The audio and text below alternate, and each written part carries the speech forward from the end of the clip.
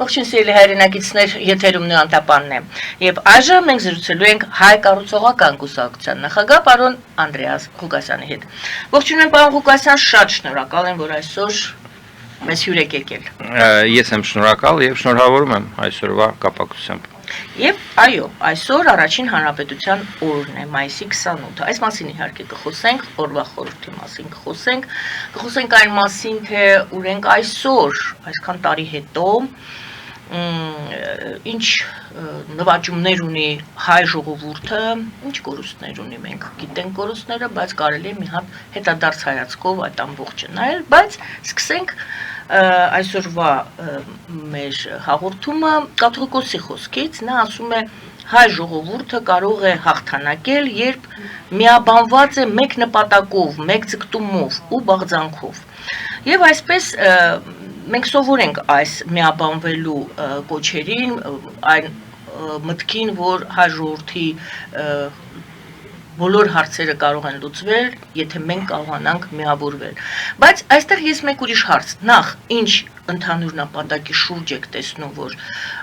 պետք է միավորվի հայ ժողովուրդը եւ չի միավորվել, դրա համար մենք չենք հաղթանակում, եւ երկրորդը,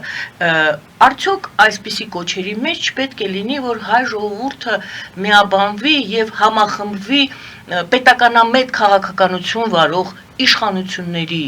շուրջ, որոնք եւ իշխանությունները եւ ժողովուրդը նույն նպատակները ունենան, ինչպես ասած կաթողիկոսը, նպատակներ, նույն ձգտումները եւ նույն բաղձանքները։ Համեցեք։ Միաբանվելու կոչը հնչում է, երբ որ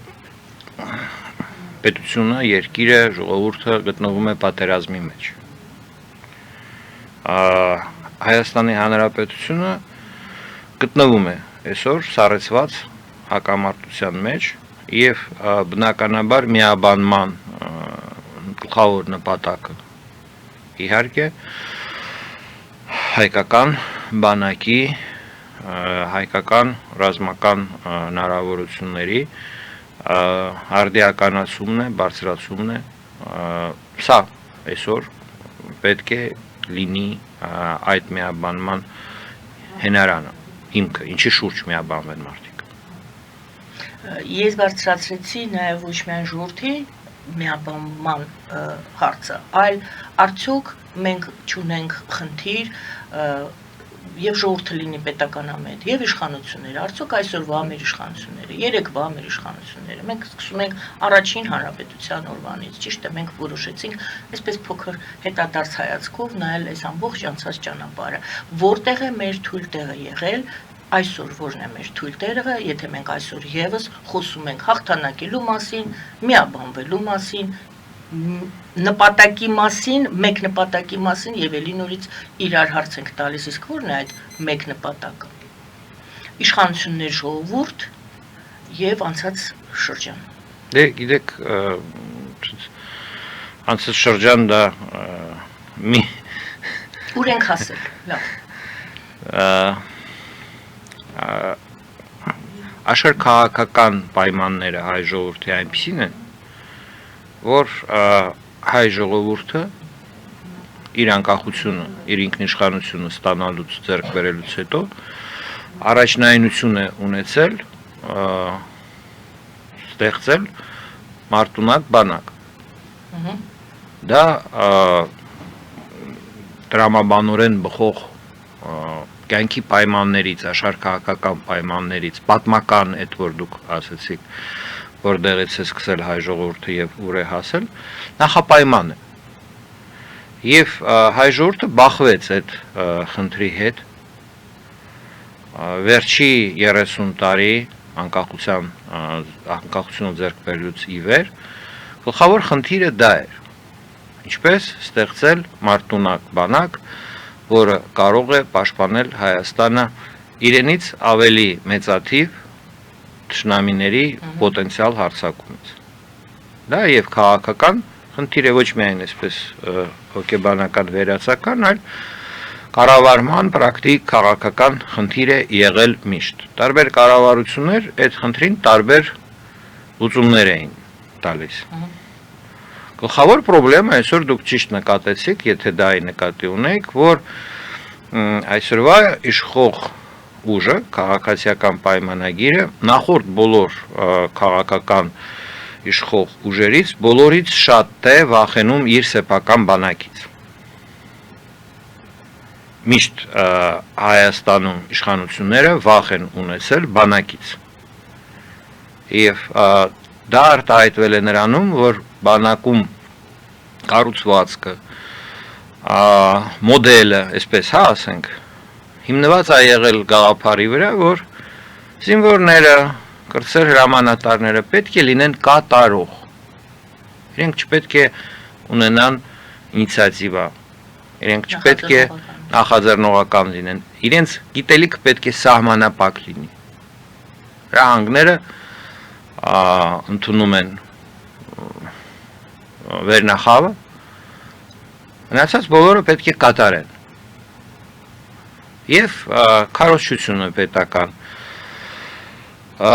դաստիարակությունը ռազմական, հասարակական այդ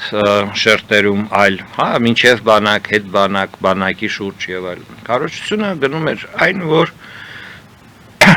յուրաքանչյուրը պետք է ենթարկվի հրամաններին եւ պատրաստ լինի ամենը անել հրամանը կատարելու համար։ Դա որտեղ որ գործում է նման կանոն, որ բանակում, դա նշան է, որ իշխանությունները վախենում են բանակից։ Այսինքն իշխանությունները գիտեն, որ իրենք ներդաշնակ չեն հանրության հետ, եւ բանակը այդ դեպքում վտանգ է, որտեղ կոնֆլիկտը, հակասությունը իշխանությունների եւ հասարակության մի օր կարող է պայթել։ Այսօրվա իշխող ուժը քաղաքացիական պայմանագիրը համեմատ նախորդ իշխանությունների բոլորից շատ է վախենում հայկական բանակից։ Եվ դրա համար դուք երբեք չեք լսի իրենցից որևէ Հայաստանի ժողովրդին, հայ ժողովրդին ուղղված կոչ միաբանվել պաշտպանության հարցում եւ այլն եւ այլն։ Կարծես թե այդ հարցը առանձին գոյություն ունի նեղ ինչ որ խմբի մասնագետների խնդիր է, հա, բանակում ներգրաված մարդկանց խնդիր է, հանրության հետ կապ չունի։ Եվ տեսնում ենք, որ նման իրավիճակում, այո, հոգևոր առաջնորդը հայ ժողովրդի հիշեցնում է, որ կա գոյությունը պահպանելու խնդիր, աշխարհ քաղաքական պայմանները հայ ժողովրդի չեն փոխվել,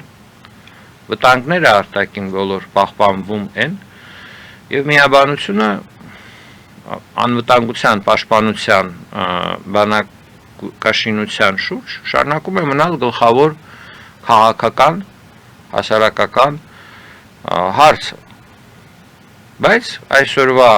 ինչպես ասեցի, իրավիճակի ամենամեծ հակասությունը այն է, որ իր բանակից վախեցող իշխանությունը, կառավարությունը չի կարող ժամանակակից ռեֆորմներ, այսինքն չի կարող այնպիսի բարեփոխումներ անել, որ մեր բանակը ժամանակակից պահանջներին համապատասխանի։ Այսօր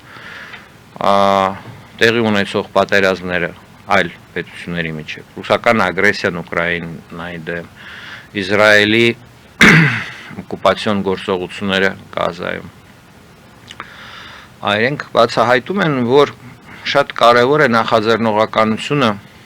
գրեթե արդեն զինվորի մակարդակով։ Այլևս չկան մեծածավալ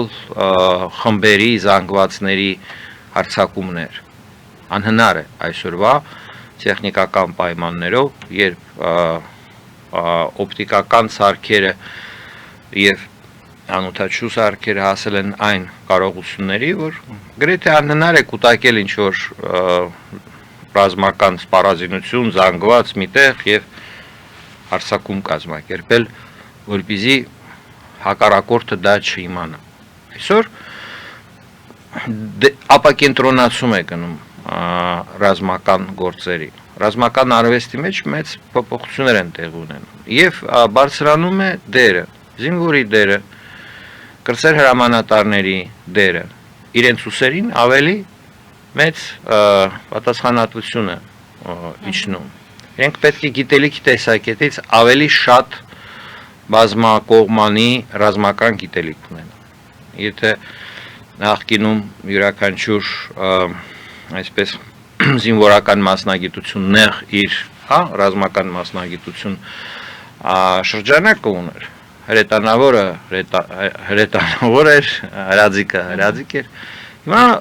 զինվորներից պահանջվում է ավելի շատ գիտելիք, շարքային զինվորներից պահանջվում է ավելի շատ գիտելիք, կրտսեր հրամանատարներից պահանջվում է, հիմա այս պահի դրությամբ կրտսեր հրամանատարներից, դասակի հրամանատարներից պահանջվում է գիտելիք, որը որ մինչև 20 թվականի պատերազմը ունեին գումարտակի հրամանատարներ։ Պատկերացնում եք, ինչ պահանջ այսօրվա իշխող ուժը, քաղաքացիական պայմանագիր, իր առաջնորդը, իրենք չեն կարող այդ բարեփոխումը կատարել։ Պարզապես դա նշանակում է աճացնել վտանգ։ Չեն կարող, չեն ուզում, հա։ Չեն կարող։ Դուք ուզում եք ասել, որ չեն։ Վախենում են։ Որովհետև չեն ուզում։ Որովհետև ինքնուրույն, գիտակից, գրագետ, զինվորը, սպան, առաջերտին իրենց համար վտանգ է դառնում։ Եթե կարելի ես այս բանաձևը փորձեմ, այսպես փակուղային է ստացվում, ձեր ներկայացրած բանաձևը։ Ցանկացած պետությունը ուժեղ է իր ուժեղ բանակով։ Հայաստանում դուք ասում եք իշխանությունները համերաշխ չեն ժողովրդի հետ, եւ եթե համերաշխ չեն ժողովրդի հետ, ուստի բանակը նրանց համար պոտենցիալ վտանգ է։ Իշխանությունները ասում եք դուք վախենում են բանակից։ Դրա հետևանքով իշխանությունները չեն ուժեղացնում բանակը, խուսափում են, չեն կարող, դուք ասում եք, ես ասում եմ չեն կարող եւ չեն ուզում, մի խոսքով խուսափում են, չեն ուժեղացնում բանակը եւ վերադառնում ենք առաջին դրույթին, թույլ են տալիս, որպեսզի բանակը թույլ լինի, որպեսզի վտանգ սպառնալիք չլինի իշխանության համար։ Իսկ թույլ բանակը թույլ պետություն է։ Այո, եւ իշխանությունները չի կարող ուժեղ լինել, եթե ունի թույլ բանակ։ Քաղաքացիական պայմանագիրը չի կարող միանալ վեղափարի կոչին։ Միաբանվել հայ ժողովրդի հետ երկիրը պաշտպանելու հարցում։ Այդ կոչին քաղաքացիական պայմանագիրը չի կարող միանալ։ Որովհետև ինքը հակադարձ վիճակում է հիմա հայտնված։ Ինքը հայտնված է այդպիսի վիճակում, ինչպես դուք եք ասում, բայց ստացվում է, որ երկիրը փակուղու առաջ է, դրա համար ասի փակուղային իմ տպավորությունս այն էր, այն ինչ դուք նկարագրում եք, դա փակուղի է երկրի։ Ես դա նկարագրում էի 21 թվականի ընտրություններում եւ հիմա մնացել է 1 տարի մինչև ընտրություններ եւ ժողովրդի համար սա կարևոր խնդիր է։ Հնարավոր չի ունենալ ուժեղ բանակ, եթե երկրում իշխանությունը չունի վստահություն ժողովրդի, որ իշխանության շուրջ կարող է լինել միաբանում երկիրը պաշտպանելու հարցում, բանակաշինության հարցում, անվտանգության համակարգի հարցում եւ այլն։ Մարդիկ ունենալու են ընտրություն 1 տարուց, այս ժամանակ արդեն քարոզարշավ է լինելու։ Տարբեր բաներ են խոսելու։ Հիմա մենք կարող ենք քիչ թե շատ հանգիստ խոսել, որովհետև աղմուկը մեծ է լինում ընտրարշավի ժամանակ եւ դա մարդկանց համար այդքան հեշտ չի քարոզչության, պետական քարոզչության ազդեցությունը շատ մեծ է, էլի, ալտերնատիվ մտքեր հնչել, բայց գլխավոր հարցը 26 թվականի ընտրությունների հետեւյալն է. հայ ժողովուրդը վիճակի է լինելու ձևավորել այնպիսի իշխանություն, որի շուրջ կարելի է միաբանվել հայկական բանակը, հայկական անվտանգության համակարգը ուժեղացնելու համար։ Որովհետև ասել, որ այդ հարցի համար միաբանվենք եկեղեցու շուրջ, կամ այդ հարցի համար միաբանվենք ոմա, ենթադրենք, հասարակական կազմակերպության շուրջ, կամ ինչ որ այլ կամավորական, մարտական եղբայրներ եւ այլ, դա սուտ կլինի։ Ինչու։ Որտեվ պետության շուրջ, պետությունն է այն ինստիտուտը գլխավոր, որի շուրջ մարդիկ համախմբվելով այդ հարցում ունենում են արդյունք, հաղթանակ, որի մասին խոսում էր Վեղափարը։ Իսկ մնացյալ կառույցները օժանդակում են դրան, բայց չեն փոխարինում։ Չես կարող փոխարինել պետությունը հասարակական կազմակերպությամբ։ Պետական ներողություն, քաղաքական կառույց պետք է լինի, դուք ասում եք։ Պետությունն է այդ կառույցը։ Քաղաքական կառույց, քաղաքական ուժ։ Իհարկե, եւ գլխավոր հարցը դա է, այո, մենք 5 տարի կորցրեցինք, կարելի է ասել, որ բանակաշինության հարցում բազագույն են Հայաստանի առաջ խաղացումը, այն պայմաններում, երբ որ միջազգային մեծ ցանկություն կա Հայաստանին աջակցել, բացահայտ է այդ ցանկությունը, տարբեր պետությունների կողմից տեսանելի է։ Չի ընդունում այդ առաջարկները Հայաստանը։ Կրկին պիտի կրկնեմ այդ բանը, որովհետև Հայաստանի իշխանությունները սեփական Հայաստանի իշխանությունների թիվ 1 թշնամին այսօր իր սեփական ժողովուրդն է եւ բանակը։ Ահա, ժողովուրդը եւս թշնամի է ձեզ։ Դե տեսեք, վերջի հարցումը ինչ է։ Մինչ այժմ ասում եք համերաշխ չէ։ Հիմա ավելի խստացրեցիք ձևակերպումը։ Տեսեք,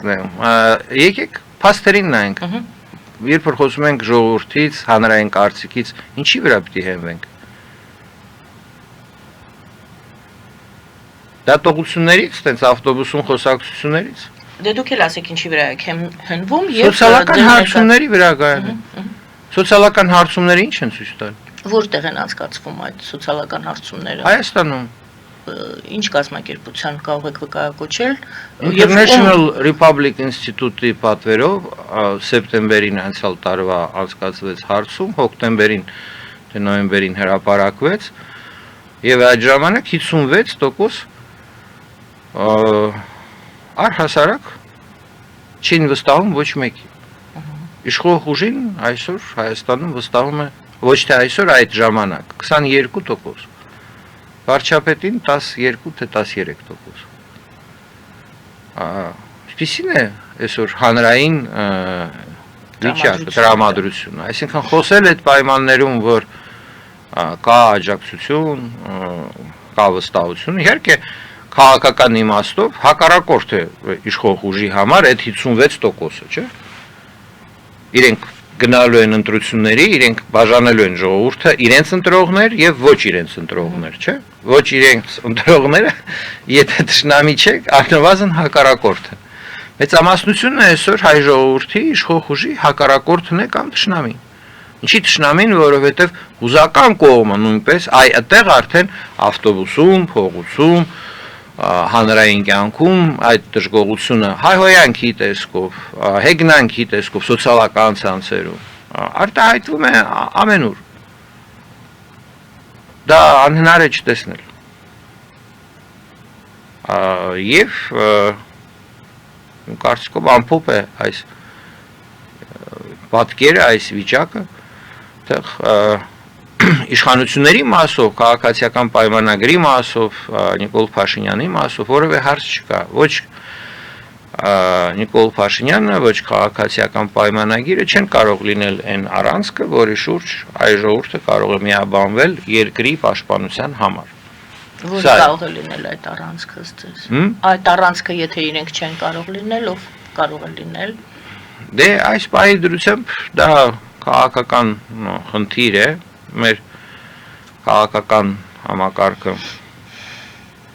մեծ հաշվով ձախողված է, ըստ իս, իմ գնահատականն է այդպես։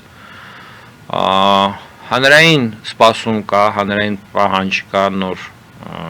քաղաքական ուժի եւ նոր առաջնորդության։ Այս պահի դրությամբ կան ինչ-որ նախաձեռնություններ, որոնք որ հայտ են ներկայացնում առաջնորդ լինելու, դեռ տեսանելի այսպիսի ուրվագծված շեշտակի, շեշտադրված առաջնորդություն չի երևում, այլ կերպ ասած քննադատում են շատ իշխանություններին գրեթե բոլորը քաղաքական տիրույթի մարդիկ, բայց ձեռնոց նետել իշխանություններին դա մի քիչ այլ բան է, քան պարզապես քննադատել։ Գիտեք ինչ, ես այսպեսի նոր այդ ձեռնոցը դեռ ոչ մեկ չի վերցրել։ Չի նետում։ չի նետում եւ ոչ ոք չի ստանձնել այդ պատասխանատվությունը, որ ես եմ գալու։ Ոչ թե պատասխանատվություն։ Ես եմ գալու, այլ ես պատրաստ եմ այդ մարտի մեջ մտնել։ Այո, ես պատասխանատու եմ, ես վերցնում եմ ջահը, մենք այդ ջահի կերպարն ենք վերցնում, ջահը ես եմ վերցնում։ Այո։ Այդ դանկոն չկա։ Կամ կա, դեռ մենք այդ դանկոին չենք, որպես դանկո չենք ընկալում, չի բացահայտված այդ դանկոն։ Դեռ չկա այդ։ Չէ, կան դանկոներ, ովքեր ասում են մենք ենք, ինչպես դուք նախապայմաններ են դնում, պատրաստ են դանկո լինել, ասում են, որ էս։ Դեռ փորձում են ճանաչված դառնալ եւ հասարակության հետ շփումներ են դեռ նոր առաջին քայլերն են անում շփումներում նոր այսպես մոդայիկ շարժում է կամ մոդայիկ տպավորություն է վերաբերմունք է իշխանությունները ես երեք էլ այդ ձևակերպումը վերեցի լսել եմ համացանցում բլոգերներից մեկը շատ դիպուկ ձևակերպում տվեց գուցե դուք ծանոթ եք ուրեմն իշխանափոխություն է պետք եւ ընդդիմափոխություն է պետք, այսինքն ոչ հիմա այդ մոդան է գնում, ոչ Նիկոլ Փաշինյան, ոչ նորեր, ոչ հիներ, այդ հին ու նորի բանն է։ Նրանց էլ է պետք մերժել, հիմա եւ այդտեղ, երբ որ արդեն ոնց որ թե տրամադրությունները պատրաստել են մարդկանց, որ բոլորին մերժենք, գալիս են նորերը։ Հիմա այդ նորերի մեջ ծեծված թեմա է։ Այո Մերժենք բոլորին Սերժին կոնսենսուս ամենակլասիկը մերժենք Սերժինն է, որը մենք անցանք այդ ճանապարհով էլ անցանք։ Հիմա հարցը հետևյալն է, որ եթե մերժում են հներին եւ մերժում են նորերին, այսպես ասած, դուրս են գալիս նորեր, նոր մարդիկ, անծանոթ անուններ, որոնք երբ որ փորփորում ես, տեսնում ես էլի նորից աֆիլացված են կամ Փաշինյանի շրջապատի հետ, կամ հների հետ։ Մենք այդ ծուղակի մեջից, այդ շրջապատից չենք կարողանում դուրս գալ։ Ինչն է խնդիրը։ Շատ ընդհանրացրեցիք, ոնց որ ասած, բոլորի վրա փեչատ դրեցիք գործակալի ոնց հասկացա, բայց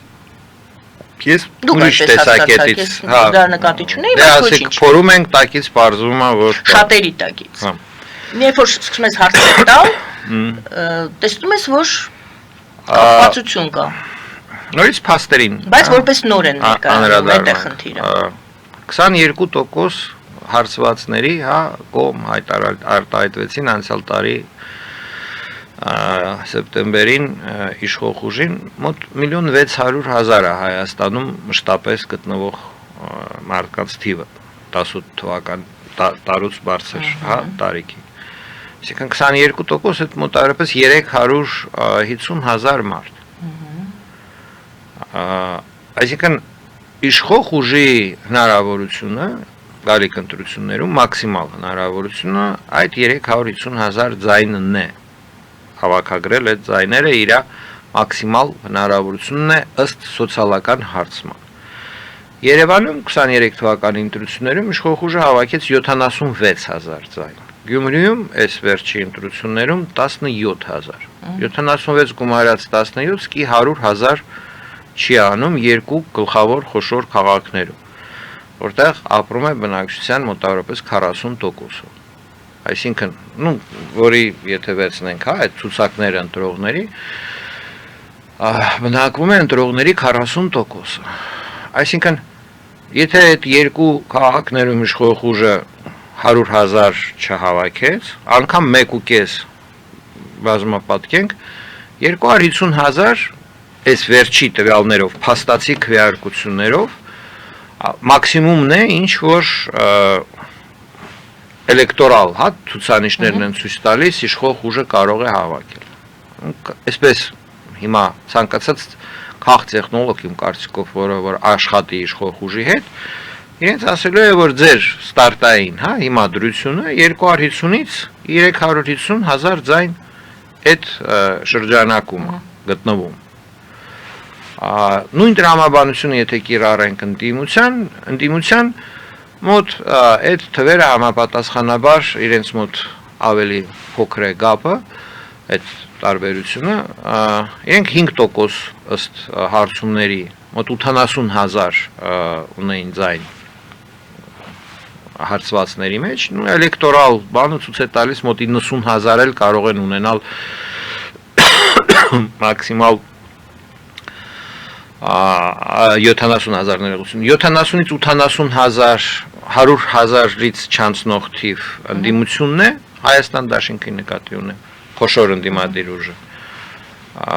հանրապետական կուսակցության ցուցանիշները ավելի ցածր են եւ սա է պատկերը այսինքն կոնվորոշվածները այսօր փոքրամասնություն են կազմում ինչ է ուզում մեծամասնությունը այդ 56%-ը որ ոչ մեկին չի ձայնը տվել սեպտեմբերին նորից կրկնվեմ ես լսել եմ որ նոր հարցում է եղել վերջի ամիսներին որի տվյալները ավելի վատն են 56%-ը 72%-ա դարել որոնք որ ոչ մեկին չեն վստահում այսինքն իշխող ուժի վստահությունը ավելի է նվազել եւ մյուս կուսակցությունների Եվ ոչ միայն իշխող ուժին փաստորեն Դե այդ 44% 56 եթե դեմ են բոլորին 44 կոնվորոշված են կեսը իշխող ուժներ այն մյուս կեսը 5% Հայաստան դաշինքը եւ մնացածը փոշիացվում էր 2%, 3% մաքսիմալն էր Բարգավաճ Հայաստան եւ Վարդան Ղուկասյանի, հա, այդ կուսակցությունը, դոկ կուսակցությունը, հա, կարծեմ թե մարդիկ խճճվում են այդ Վարդան Ղուկասյանի հետ կապված կուսակցության բանի մեջ, մնացածները 1% մոտավորապես պես բաժանվում է այդ 40 Դա վտանգավոր է ընդհանրապես, ինչպես եք գնահատում դա Դա կատաստրոֆա է Ինչ է դա Արդյունք է 21 թվականի ընտրություններին հետևանք է որ Փաշինյանը առաջադրվեց եւ այսպես ասած գերադասեց սկսած գործը Արցախի էթնիկ զտումը հասցնել ավարտի իր գլխավոր քաղաքական պրոյեկտը հա 8 տարի մարդ վարչապետի պաշտոնը զբաղեցնում 6-7 տարի ներողություն 6.5 տարի իրենց քաղաքական ուժը գլխավոր հա իշխող ուժն է քաղաքացիական պայմանագիրը միակ քաղաքական պրոյեկտը որ արել են էթնիկ զտումը Արցախում ուրիշ պրոյեկտ չեն իրականացրել այս ընթացքում նու պիտի ասեն ճանապարհաշինություն բան այդ անլուրջ է այսինքն մեր հանրությունը իհարկե պարտվեց 21 թվականին արտաքին ուժերին որովհետև իհարկե Փաշինյանի թիկունքում կանգնած է արտաքին ուժեր Ռուսաստանը, Թուրքիան, Ադրբեջանը ում համար եւ արվեց, ում համար ապրեց հայ ժողովուրդը վերջի 7 տարի ում համար էր հայ ժողովրդի կյանքը այդ պետությունների համար էր միայն կորուստներ կրեց հայ ժողովուրդի ընթացքում օգուտները գնացին ուրիշ տեղեր մեկը փող աշխատեց մեկը տարածք գրավեց մեկը քաղաքական ինչ-որ դիվիդենտներ ստացավ եւ այլն այդ գաղափարից ոչնչացնել Արցախը հայ ժողովուրդը դրանից ոչ մի բան չստացավ եւ պարտված է հիմա եւ դուք այո ճիշտ եք այս քաղաքական հարցումները վկայում են որ հանրությունը ջախջախված է քաղաքական համակարգը գտնվում է նվազագույն հա վստահության այսինքն խորագույն ճգնաժամի մեջը հանրության մոտ կա որոնում բայց ինչպես է հանրությունը ելքը տեսնում հանրության այդ հարցման մեջ 56%-ը կողմ են որ Հայաստանը անդամ դառնա Եվրոմիության եւ հիմա տեսեք դասավորությունը կա ինչ որ քաղաքական այսպես թիմ որը որ այդ դրոշակով հանդես է գալիս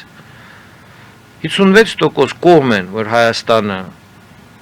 դառնա Եվրոմիության անդամ բայց ընդամենը 2% 56% այդ 1 միլիոնից ավել մարդ հարցվածներից նու համարյա 1 միլիոն իսկ 2%-ը կողմ են հանրապետություն կուսակցության այդ 30,000 մարդ լավագույն դեպքում 1 միլիոն կա, որ գտնում են Եվրոմիության անդամ դառնալ, ճիշտ է, ընդամենը 30,000 ընդունում են, որ դրա առաջնորդը կարա լինի Արամ Սարգսյանը։ Այսինքն կա մարդ, կա կուսակցություն, կա քաղաքական process, քարյակ, հա, թե երյակ այդ Եվրո կուսակցությունների, բայց իրենց նկատմամբ վստահություն չկա։ Կուրսը հանրությունը համարում է ճիշտ, բան է, պահանջարկ կա, այդ քաղաքական պրոդուկտի պահանջարկ կա, ով Հայաստանը կարող է բերել Եվրոմիության կազմ, ով է այդ գործիչը։ Բայց այդպիսի գործիչ չկա։ Այն ով որ վստահություն վայելող։ Այն ով որ ի պաշտոնե չի վայելում այդ բանը, իսկ վստահությունը այն գործիչները, որոնք որ ի հայտ են գալիս արտախորհրդարանական տիրույթից, իրենց մոտ չկա այդ հստակությունը, ինչ որ սենց լողոզված բան է, սկսած մենք կլավացնենք հարաբերությունները Ռուսաստանի հետ եւ վերջացրած կեցե Չինաստան, Հնդկաստան բալանսավորված ինչ ասես բացի այդ նրանից ինչը որ 56%-ը սեպտեմբերին ուզում են լուծում եւ դրա համար էլ չի հանդիպում այդ պայմանական դանկոն հասկանալի այդ հանրության հետ, որովհետև եթե դուք ուզում եք Coca-Cola, իսկ ձեզ առաջարկում են թան, շատ կոպիտ ասեցի, հա, դուք չեք ուշադրություն դարձնում այդ թան առաջարկողների վրա։ Դա ձեր պրոդուկտը չի, դա ձեզ մտնում եք շուկա, նայում եք ինչ կա, այն ինչը որ ձեզ համար չէ, ձեր ընտրած նախապես դուք որոշել եք ինչ եք առնելու, ձերը չի, այդ կողմերը չեք էլ նայում։ Մարքեթինգը հիմա, քաղաքական մարքեթինգը, հենված է այսպես, որ այդ բոլոր պետական կառույցները, ԱԱՑ, ՄԱԱՑ, ՊՊՑ, ՏՏՑ, այդ որ պիտի վերարտադրությունը իշխանության եւ աշխարհքաղաքական դասավորության ապահովեն, իրենք հասկանում են, որ դուք ուզում եք ուրիշ պրոդուկտ, բայց մարքեթինգը հիմա պիտի արվի այնպես, որ ձեզ վրա վաճառեն այն ինչ որ դուք չեք ուզում։ Ոնց վաճառեն։ Խաբեն, վախացնեն։ Ասեն այն ինչ որ դուք ուզում եք, դա թունավոր է։ Վատնա։ Փոխեն ձեր ազդեն ձեր նույն քարոզչության վրա է շեշտը դնում։ Ես չեմ շեշտը դնում։ Չէ, դուք ասում եք, որ այո, քարոզչությունն է զենքը լինելու։ Բայց խնդիրը ինչու՞մն է։ Խնդիրը նրանում է, որ պետության այդ ներկայացուցիչ նայում են, տեսնում են, որ հանրության մոտ կա պահանջարկ, հիմա ոնց դա անել, ոնց դրա հետ աշխատել, էլի։ Մնում է մեկ հարց, հասարակությունը, հանրությունը չի թրծվել ներողություն տեղ գալիս ենք այդ թշնամի բանաձևին, որովհետև եթե մի միլիոն ժողովուրդ ուզում է Եվրոմիություն մտնի, իսկ իշխող ուժը դրան հակառակ քաղաքականություն անում, արդեն ստեղ էլա դառնում հակադիր, դիրքեր, ընդཐུպ մինչև թշնամանք։ Ընդཐུպ մինչև թշնամանք ասում եք դուք եւ ասում եք մանիպուլյացիաներ են որպես զենք մնում որպես զենք օգտագործելու են մանիպուլյացիաներ եւ այստեղից նորից հետ կամ իմ հարցս արդյոք չի թրծվել հասարակությունը արդյոք կտրվի այդպիսի մանիպուլյացիաներին արդյոք ծանոթ չեն արդեն այդ գործիքները հասարակության համար մենք տեսնում ենք ինչքան դյուրագրգիռ է հասարակությունը ինչքան հեշտ է մտնում այդ քաղաքական վեճերի մեջ եւ շատ նյարդային է արձագանքում, բայց արդյոք տրվում է, կտրվի ձեր կարծիքով մանիպուլյացիայի կրկին անգամ հասարակությունը, թե կհամարի, որ իրեն խաբում են, նա կտեսնի, որ իրեն խաբում են եւ ներողություն թույլ կտա, որ իրեն խաբեն, հասկանալով թույլ կտա, որ իրեն խաբեն, կխաբվի, թե թույլ կտա, որ իրեն խաբեն։ Քաղաքական տեխնոլոգիաները շատ հազարգացել են, հասկանալի է, որ սանտեխնիկա եւ համալսարանի դասախոսը տարբեր մի հասարակություն են, բայց տարբեր կերպարներ, հա? Եվ միասնական բոլորին դիտարկել Բոլոր շերտեր եք ուզում հատ-հատ նայենք։ Հատ-հատ չեմ ուզում նայել, բայց պետությունը, պետական այդ կառույցությունը հատ-հատ են նայում։ Եվ եթե սանտեխնիկի համար մի բան է հարկավոր դասախոսի համար այլ բան, Երիտասարդի համար, տարիքայինով։ Պես էլ անում են ամեն մեկին իր ձևով եւ այդ հարաբերությունների մեջ պետական քարոզչություն հասարակ մարդ իր կյանքով ապրող մարդը պարտվող է քարոզչությունը շատ ուժեղ հզոր է մարդու վրա հոգեբանական ուժեղ ազդեցություն է դրա վրա հենված է առհասարակ պետությունների կայունությունը բոլոր պետությունները ունեն պետական քարոզչություն եւ այլն այդ դրամաբանական երևույթ է եւ անհատը այստեղ պարտվող է Շնորհակալ եմ Գովաստ հայտարարենք եթերում եւ կշարունակենք մեր զրույցը ունենք հեռախոսազանգեր սիրելի հայրենակիցներ Գովազդը եթերում մնացեք մեզ հետ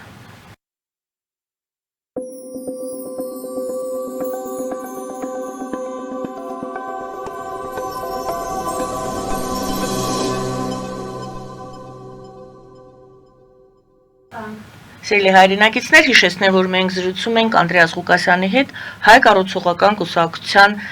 նախագահի։ Մենք ունենք հեռախոսազանգեր, ես սիրով կընդունեմ հեռախոսազանգերը, սիրելի հեռուստադիտողներ, մոտեցեք արդեն հեռախոսներին, որ զանգ ընդունելուց ես չկորցնեմ ձեր զանգը։ Բայց մինչ ես հիմա չեմ տեսնում զանգահարողին, մի պահ ընդմիջում է այստեղ, ես մեկ թեմա էլ կուզենայի բարձրաձայնել, այդ թեմային անդրադառնանք, մենք գիտենք, որ Լավրովն էր Հայաստանում եւ դրանից հետո Թուրքիայի արտգործ նախարարը մեկնեց ուրեմն Մոսկվա եւ էլի մենք գիտենք որ քննարկվել է Հարավային Կովկասի այնտեղ Սիրիան է քննարկվել նաեւ Հարավային Կովկասի հարցն է քննարկվել շատ քիչ ունենք ինֆորմացիա ունենք որ Ֆիդանը ասել է որ Ալիևը իմաստուն քայլեր է ձեռնարկում եւ նա Թուրքիան ողջունում է որ խաղաղություն լինի Հարավային Կովկասում Լավրովն էլ նորից առաջարկել է 3 գումարած 3 հարթակը, ոչ թե առաջարկել է, նա ասել է, որ 3 գումարած 3-ում այդ հարցը կլուծվի։ Շատ կարճ ես կուզենայի ձեր գնահատականը, ինչ եք կարծում, ինչու է Թուրքիան համարում իմաստուն քայլեր Ալիևի դեպի խաղաղություն, որն է այդ իմաստուն քայլը,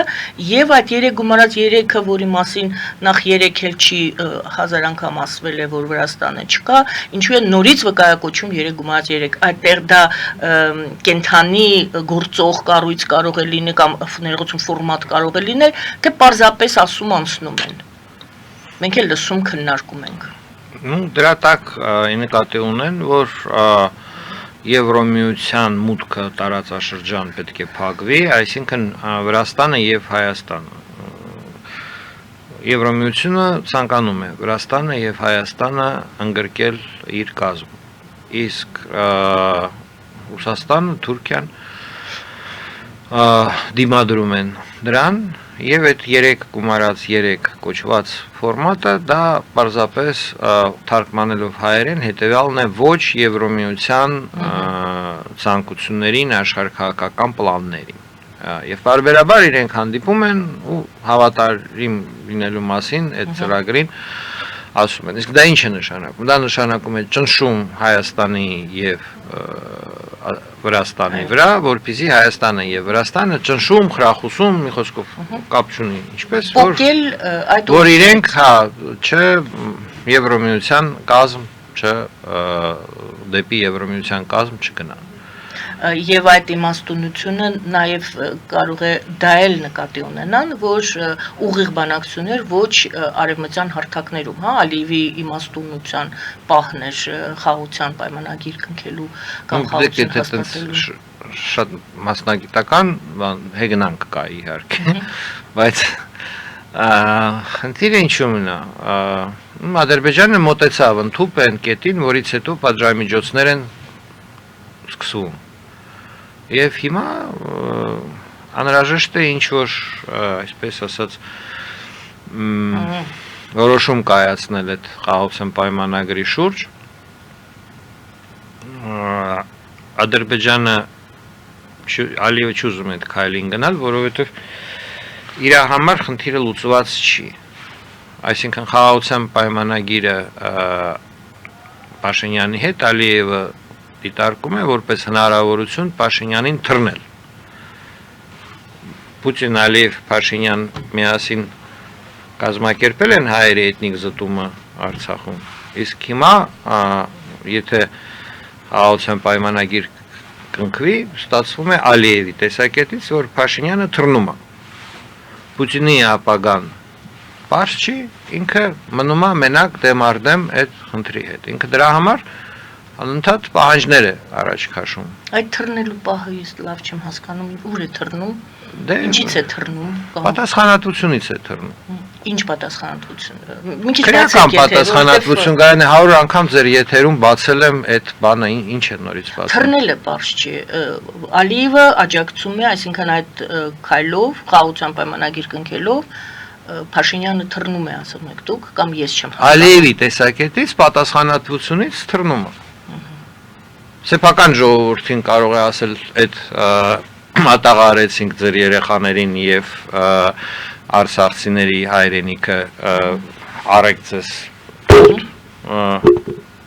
ուրախացեք, դրանով չէ, իրական Հայաստանը։ Սա է միտքը գաղափարը, որը որ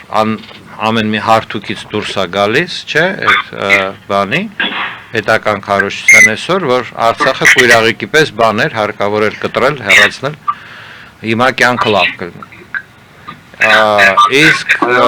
Մեկ վարքյան խնդրում եմ, մեկ րոպեից ես այո։ Ալիևը մնում է այդ միջազգային քրեական դատարան, բան եւ այլն այդ պատասխանատվությունների տակ, իրան իհարկե դա հարմար չի։ Ինքը դրա համար ուզում է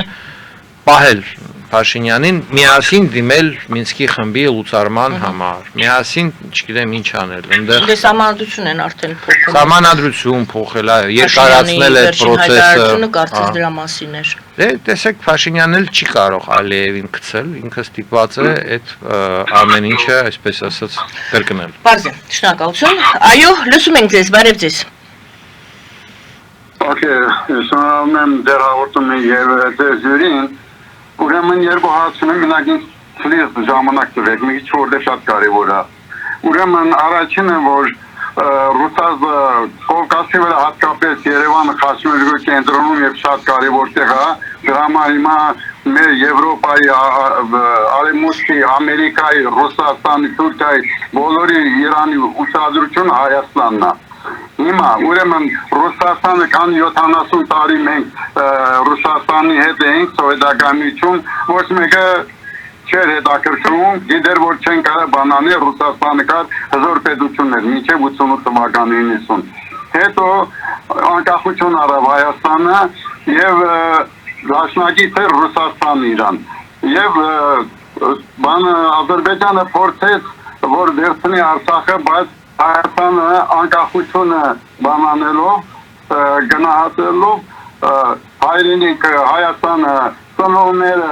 մեծերը երիտասարդները կանակ միացան մի րոպե չանջատել կարևորը հարցը գալիս է միացան վերջը հաղթեցին հիմա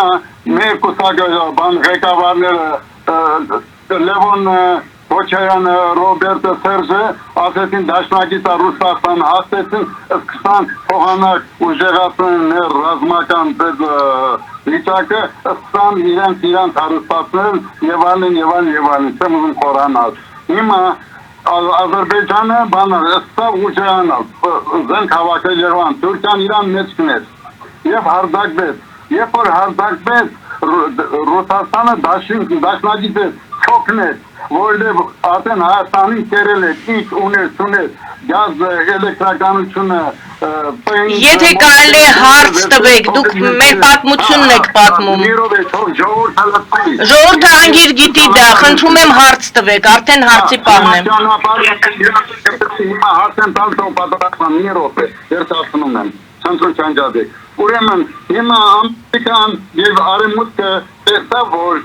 Արդեն Ռուսաստանը կողմն է քաշվել, Ռուսաստանը միացավ Ադրբեջանին եւ Թուրքիային ուժը զորեն, ընդդեղից փողեր ունի, նավթ ունի եւ այլն։ Ուզում երկարացնեմ, ուրեմն Արևմուտքը եւ Ամերիկան ասեցին ուրեմն հիմա ժամանակն է մենք վերցնենք Հայաստանի տերություն անենք, որովհետեւ թույլ վիճակն է։ Հիմա ցավ ունենք կուսակցությունները, ունենք 120 կուսակցություն։ Այդ փոքրիկ երկիր Ամերիկան 2000 կուսակցություն Հիմա այդ հարցանն բոլորն են հայրենասեր են։ Բոլոր հայրենիքի համար առանձին դրանք բոլորը ոչ քային։ Ոչ հրանականներ Ռուսաստանն են ուզում ասում որ քանի 2%-ն, արևմուտքի 56%-ն։ Այդ ինչու չեն միանում այդ կուսակցությունները որ հայրենասեր, դրանք փողացեր են։ Լավ, վերջ, հարցը դա էր, ինչու չեն միավորվում, հարցը դա էր։ Այո, սողերի պատասխանի։ Եվ ասում բան չունենք, ղեկավար հիմա չունենք մարդ որ կարանա բանանի։ Թող միավորվեն, կազմակերպեն, օրդենապատեն, լավ, շնորհակալություն։ մենք բանենք։ Ինչու չեն միավորվում։ Քաղաքական պատմության մեջ 120 կուսակցություն այո գրանցված կա, եթե նայեք գրանցման ամսաթվերը, որպես կանոն ընտրություններից 1 տարի առաջ եւ ընտրություններից կես տարի հետո, հիմնականում կուսակցությունները ընտրությունների համար են ստեղծվում։ Հա, տրամաբանական է դա, ԱՄՆ-ում եւս 100 ավելից կուսակցություն կա, երկուսը ֆեդերալ կուսակցություններ են, բայց նահանգներում ամեն մի նահանգում իր կուսակցությունները կան, 50 նահանգ են եւ բազմաթիվ կուսակցություններ կան, որոնք որ միավորվում են, այդ դրա համար ԱՄՆ-ի հետ ստեղ համեմատությունը այդքան էլ ճշգրիտ չի։ Գործնականում 120 կուսակցությունից, եթե դուք նայեք ով է հաշվետվություն հանձնում, որ ունի ֆինանսական ընթացիկ ռեսուրսներ, երևի 5-6-ը, մնացած բոլորը 0 են, այսինքն կուսակցությունների իրավիճակը հետևյալն է, ժողովուրդը չի ֆինանսավոր, մարդիկ, սոցիալական խմբերը տարբեր, օրինակ, աշխատավորները, Իվիճակի չեն, մշակույթը չկա, կորել է, անցել է սոցիալ-դեմոկրատական թևի կուսակցությունները, որոնք որպես կանոն հենվում են անհատների փոքր ամսական աջակցության վրա, սոցիալ-դեմոկրատական, սոցիալիստական, կոմունիստական այդ հատվածը, զանգվածային կուսակցություններ են, այսպես ասած, ոչ ոք իվիճակի չի ունենալ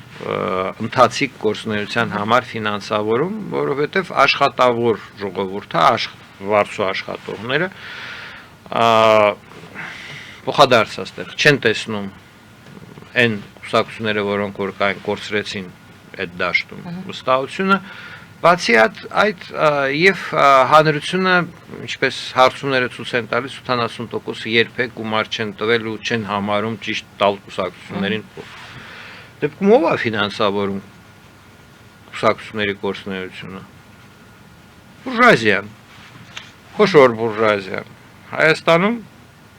դա անում է խոշոր բուրժուազիան, անում է պետական հսկողության կամ պետության հետ համաձայնեցված եղանակով, ձևերով, սպոյլերական երևույթը, դա կուսակցություններ են, որոնք որ գրանցվում են ընտրություններից առաջ, ստանում են ինչ որ մի 50-60 միլիոն, այսպես ասենք, դրամաշնոր, հա, օլիգարխիայից որպես կանոն, կամ պետության այլ օղակներից կամ Ռուսաստանի Դաշնությունից, դրսի ինչ որ բաներից, հիմնականում ձայները փոշիացնելու համար։ Այդ կուսակցությունները չէին ստեղծվի, եթե չլիներ այդ շեմը։ Հիմա շեմ գոյություն ունի, չէ, որ 5% շեմ ենթադրենք պիտի կուսակցությունը հավաքի, որ անցնի ազգային ժողով։ Եթե այդ շեմի օրինական բանը չլիներ, 120 կուսակցություն չենք ունենա։ Եթե համեմատենք մինչև այդ կանոնի մտցնելը եւ այդ կանոնից մտնելուց հետո ինչպես է դինամիկան կուսակցությունների գրանցման, կտեսնեք, որ ավելի շատ կուսակցություններ գրանցված են, երբ որ համամասնական համակարգ ներդրվեց եւ ինչքան ինքը ավելի լայնվում էր, այդքան էլ Պարոն Ղուկասյան, ժամանակը քիչ է, սպոյլերական հիմա հարցին, ինչի սպոյլերները հայրենասեր են, ինչու չեն միավորվում։ Դե աքսիոմաները հայրենասեր չեն, ստեղծվում են ձայներ մարդիկ ովքեր որ ընտրություններին մասնակցում են ձայներ փոշիացնելու համար հայրենասեր են։ Դե ձևակերպումը դա էր, հարցը դա էր։ Աքսիոմա էր դա, քարոզչական բնույթ էր կրում ամբողջ զանգը, ելույթը եւ այսպես ասած միտքը։ Չէ, գուցե անկեղծ մարդիկ կարծում են։ Իհարկե ես կասկածի չեմ դնում, բայց ինքը որպես նյութ ինչու չեն միավորվում, որովհետեւ սպոյլերները ինչու չեն միավորվում։ Ինքը հարցը հասկանում եք բանը, հա, իսկ ում չանվանեմ սպոյլեր։ Ես հադրեմ բոլորին հանեք մի քանիսին հետո մեծամասնությունը սպոյլերա նայեք արդյունքները անցյալ ընտրությունների եւ այլն։ Այլ կերպ ասած կուսակցություն գալիս ենք մեր ամենասկզբին զրույցի Միավորվելու հարցը բոլորից քիչ Հայաստանում վերաբերում է ինձ որպես քաղաքական գործչին։ Անցյալ ընտրություններում միավորվել էր 5 կուսակցություն Ազատ հայրենիք դաշինքում եւ ենթադրենք Զանգողը դրա մասին չգիտեր, չէ՞։ Որովհետև եթե իմանար, եթե հաշվի առներ, եթե հարգեր այդ աշխատանքը, կասեր, այ դուք կարողացաք 5 կուսակցություն միավորել։ Շարունակվում է ձեր այդ միավորող ջանքերը, այդ աշխատանքը, թե ոչ։ Ես եմ հարցնում շարունակվում։ Ոչ, չի շարունակվում։ Ինչու՞ չի շարունակվում, պարոն Ղուկասյան։ Որովհետև իմաստ չունի։ Դա Եթե այդպես բոլորը մտածեն, իմաստ չունի, մենք ունենանք այն, ինչ ունենք այս պահին։ Այո, մենք պիտի ունենանք այն, ինչ որ ունենք այս պահին, բաց աչքերով դրան նայելով։ Իսկ նման միավորումները ոչ ընտրողներին են բան տալիս, տվեց Ազատ հայրենիք դաշինքի միավորումը ընտրողներին որևէ բան։ Ոչ։ Մեր վրա ճնշում էին այսենց զանգերով, բաներով, միավորվեք։ Մենք ժամանակի մեծ մասը ծախսեցինք նրա վրա, որ այդ 20 կուսակցությունների հետ միավորվելու, չգիտեմ ինչի եւ այլն։ Իզուր տեղը կորցրած ժամանակ, իզուր տեղը այսպես դոփել ենք տեղում առանց էլ արտահերտ ընտրությունների կարճ բանում, որովհետև սպասում են սրանք ամեն մի միավորումը իր, չէ, սկզբունքներ, բաներ, համաձայնացրա եւ այլն, մյուս։ Դա հենց այնպես խոսակցություն է միավորվելու մասին մի խոսք։ Այսինքն մենք ունենք Ես sense եմ հիմա նայում, պիտի լինի առաջնորդ եւ առաջնորդի շուրջ միավորում, ոչ թե կուսակցական, այլ անհատական, որովհետև երբ որ կուսակցական միավորումը դա ինչ է նշանակում, դա նշանակում է, որ գալիս է մի խումբ մարդիկ ու ասում են մեզ ցուցակում 8 հատ տեղ տվեք, չէ՞, խի, որովհետև մենք կուսակցություն ենք, դա բերում է անվերջ բանակցությունների, որովհետև եթե 20 կուսակցությունն էլ ամեն մեկը տենց է ուզում, դառնում է եսիմի, չէ՞։ Փորձենք այս հատվածն էլ ամփոփել, այսինքն ստացվում է այդ 21 թվականի մասին եք դուք խոսում, որ այո, իսկապես գնդակը պահում են իրանց ձեռքում Փաշինյանը եւ ուրեմն նրանք ովքեր այսօր Պուտինը, Փաշինյանը, Էրդողանը, այսինքն Պուտինի գնդակն է դա։ Տվել է եւ խաղում են 91 թվականին տվել 91 թվականից խաղում են 1828 թվականից այս մարդը որ պատմությունը սկսել էր սովետական միությունից էր սկսել, բայց մինչև այդ էլ չէ պատմություն կար։ Գնդակը տվել է եւ փակ տարածության մեջ խաղում են իրար հետ նույն խաղացողները եւ չեն թողնում որպեսի Պես չեմ նայում, վատ է վիճակը գան է, իրենց որ նայեք իրենց վիճակը ներվային են տենում եք ինչ բաների մեջ են։ Հա, բայց խաղը բոլորը նայում են իրենց կատաստրոֆա բոլորի համար։ Հիմա իշխանությունների համար հարկավոր է որ փոքր մասնակցությունով ընտրություն լինի։ Դե դրա համար էլ այս տրամադրությունները դուք ներկայացրեցիք, գրեթե 70%-ը ոչ մեկին չեն պատրաստվում ընտրել։ Դե չեն վստահում, այսպես ասենք։ Չգիտես, իրենք կգան ընտրությունների, չեն գա, դաշտը հարկավոր է սպոյլերներով լցնել այդ բանի համար։ Լավ, խոսքով փակ է ճանապարհը, դուք ասում եք նախ փակ է ճանապարհը։ Չէ, մեծ աշխատանք է արվում, հենց այնպես ոչ մի բան չի լինում։ Իշխանությունը այսօր ունի շատ բարդ խնդիր, ինչպես փոքր աջակցության պարագայում վերարտադրվել, ընդդիմությունը նույն խնդիրը ունի, ինչպես այսպես ասած առանցքից ընդհանրապես դուրս չընկնել, բոլորը միասին խնդիր ունեն թույլ չտալ երրորդ ուժերի նոր առաջնորդություններին, բոլորը այս թվարկածները միասին են այդ հարցում։ Եվ այդ երրորդ ուժն էլ առաջնորդ չկա այդ մեկը ով կկանգնի մրցակցության մեջ կմտնի։ Հա, ուզում են, բայց պիտի իրենք կարողանան այդ հաղթահարեն այս բոլոր խնդիրները։ Հաղթահարեն այդ բոլոր ճանաչելի լինելու, վստահություն ձեռք բերելու եւ հա, մտնեն կոնֆլիկտի մեջ, դա էլ է տեխնոլոգիա։ Ինչ որ մի բանով մտնում ես կոնֆլիկտի մեջ, դառնում ես կենտրոն, բայց չունենք այս պահին։ Ինձ թվում է դեռ մարդիկ համարում են, որ մի տարի կա, false start չլինի, շուտ սկսես, շուտ գլխին կստանաս եւ այլն,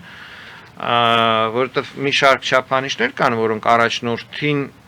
հարկավոր է ունենալ ռեպրեսիաների դեմ կայունություն, ինքը պիտի ունենա այսպես քիչ խոցելի տեղեր եւ այլն եւ այլն մյուս Այս պահի դրությամբ մենք չենք տեսնում։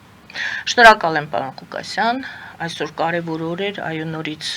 հիշեցնենք, որ այսօր առաջին հանրապետության օրն է, մենք փորձում էինք տեսնել, թե այսօր մայիսի վերջին 2025 թվականի Հայաստանում ինչ իրավիճակ է, հիմնականում ներքին խնդիրներին անդրադարձանք։ Շնորհակալ եմ այսօրվա զրույցի համար, շնորհակալություն սիրելի հայրենակիցներ, զրույցը վարում էր Գայանե Առաքելյանը, բարին ձեզ։